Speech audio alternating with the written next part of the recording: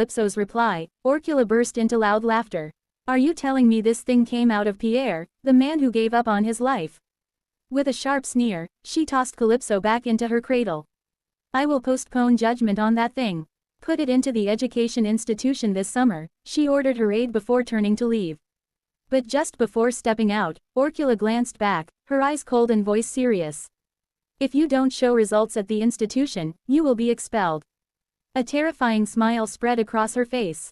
And there won't be a second chance. Calypso understood the gravity of her words, but she wasn't afraid.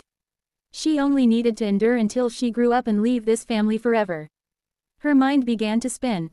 She had to think about how to survive until the age of 10. Her body was weak, and she was still a child with no support. It would be easier if she had someone to act as her guardian. Her thoughts were interrupted by the arrival of her maid, who greeted her sweetly. Young lady, I have come to move you to your new residence. Calypso's lips pressed into a thin line. This very maid had treated her cruelly before, leaving her alone in the cold without care. Now, she dared to act kind. Leave me, Calypso said firmly. The maid stiffened but bowed and left. Left alone again, Calypso frowned. A guardian, I need one if I'm to survive. Suddenly, a name came to mind. Pierre Aquagidal, her father. A man who had never once come to see her since she was born. A man who hadn't even taken care of his sons. Calypso was already forming a plan. How should I approach Pierre? Should I reveal I'm his daughter? If I tell him that even though I look weak now, I may carry great power, he might believe me. After all, in my third life I was stronger than any of his sons. Her tiny lips curved into a faint smile. If I can catch his interest, then I can expect his help. She dug through the memories of her third life. Back then, when she had become head of the family, her aide never stopped nagging her with stories about her father and other rulers. Now, those endless lectures were finally useful. With that knowledge, she could shape her words carefully and win Pierre to her side. Determined, Calypso went in search of him. The corridors of the estate stretched long and cold, but eventually, she came across a place unlike the rest, a dazzling courtyard, bright with sunlight. At its center stood a wide fountain, its waters sparkling like diamonds as they caught the light. And there, seated at the fountain's edge, was a man. Her father, Pierre Aquagidal. Pierre was breathtaking. His navy blue hair shimmered under the sunlight, and his sea-colored eyes seemed lost somewhere far beyond reality. He sat at the edge of the fountain, so striking that for a moment Calypso forgot what she had come for. She had never once seen him in her past lives. Pierre had always died too young. So this is what they mean when they say a beautiful person has a short life. Shaking off her thoughts, she approached him carefully. Hello, sir. Do you happen to know where the educational institution is? Pierre's gaze turned toward her, but he didn't answer. He only stared, silent, as if trying to peer straight through her. Calypso's lips twitched in annoyance.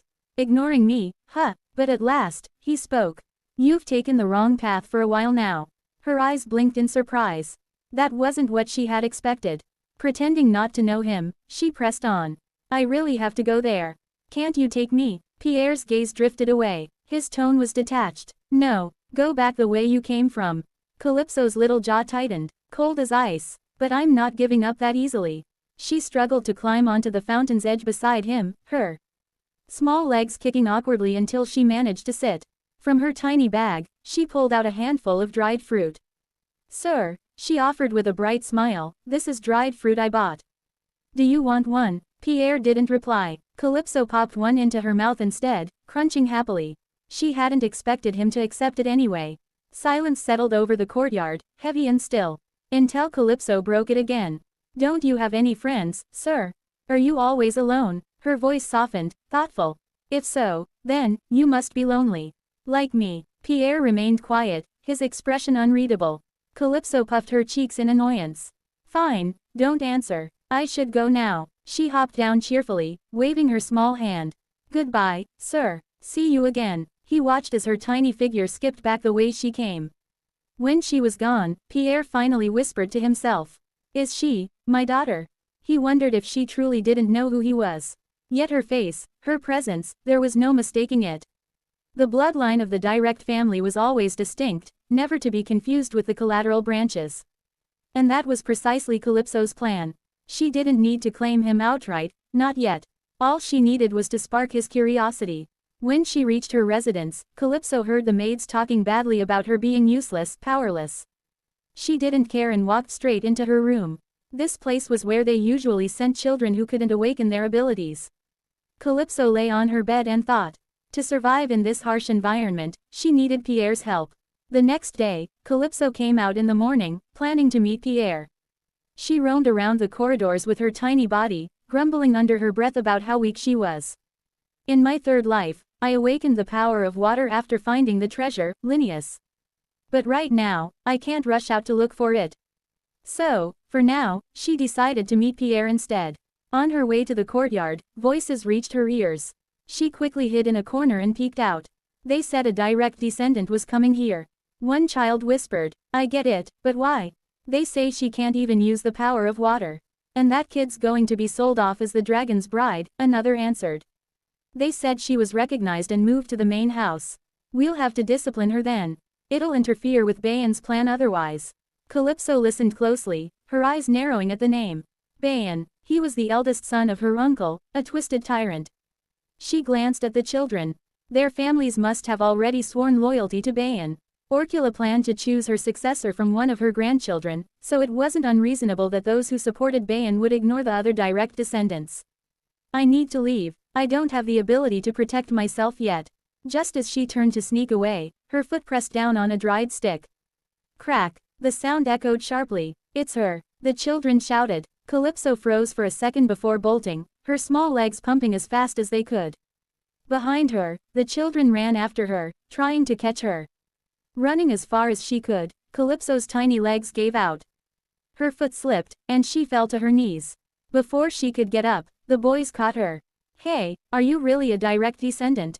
You look less than competent, one mocked. You can't even use the power of water. How did you get recognized by the Lord? Their words made her furious. Calypso stood slowly, glaring at them. Are you guys the collateral ones under the lesser Bayan? The boys froze. Did you hear what she said? How old is she to talk like that? The boy with sandy hair pointed a finger at her. How did you catch the Lord's eye? Aren't you just a pest with nothing to show? Calypso grabbed his finger and bit down hard.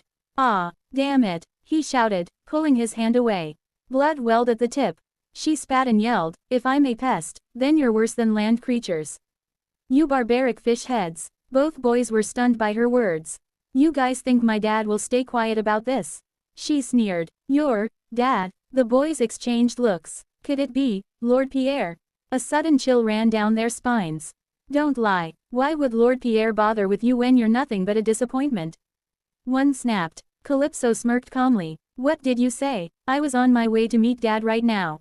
Mischief flickered in her eyes. What's wrong with exaggerating a bit? The sandy-haired boy lost control. I'll make you pay for my finger being bitten. He rushed forward, his fist raised. Calypso shut her eyes tight. If only I had the power of water. Then, whoosh, the sound of waves filled the air, and a thin stream of water coiled around the boy, twisting into a swirling vortex. His body was yanked back as the water entangled him. Water, vortex, Calypso whispered, eyes wide. Hey, wake up, the other boy shouted, dragging the sandy-haired boy away. Both ran off in panic. Calypso's eyes sparkled with excitement. Oh my, what just happened? Did I awaken my powers? That's impressive. She looked down at her dirt-stained dress. I should change this dirty thing and go see Dad. She ran back toward her residence, full of energy. Meanwhile, the streams of water quietly disappeared, absorbed back into the hand of Pierre, who had been standing hidden behind a tree the entire time. His sea-colored eyes lingered on the small figure running off. Did she know who I am? He muttered to himself.